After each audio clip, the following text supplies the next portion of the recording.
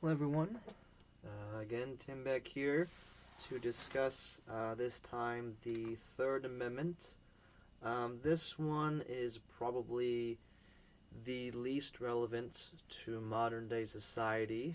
I'm going to go over it again real quick here. So this amendment states that no soldier shall in time of peace be quartered in any house without the consent of the owner, nor in time of war, but in a manner to be ascribed by law. So this is another one, along with the Second Amendment and the idea of a militia, that was more a product of its time.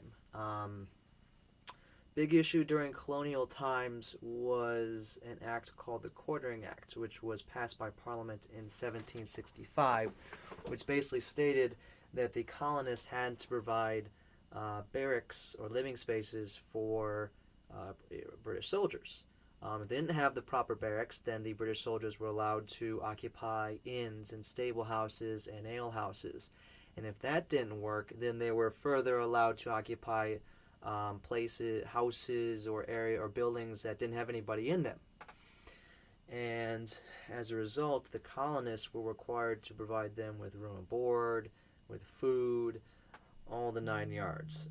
So as you can imagine, the colonists did not really like this very much, and tensions grew, and as a result, this led to the Boston Massacre, in which British soldiers fired on civilians and killing 5 of them, which is one of the powder kegs that eventually led to the American Revolutionary War. So again, this is more a product of the time it was written up. Legally speaking, there are certain scholars that believe that the government could use this in times of a natural disaster or a terrorist attack or an attack on United States soil.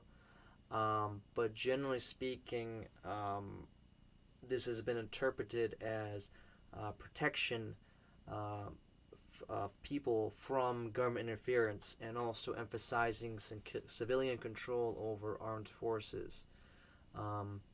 Most scholars agree that this is very, very, very, very unlikely to be used. There are very few reasons why, if any, why the federal government would make a private citizen house a soldier against their will. So again, this is one that's not really relevant to contemporary times. So that one's pretty brief, mostly just because it's not really that big of a deal nowadays.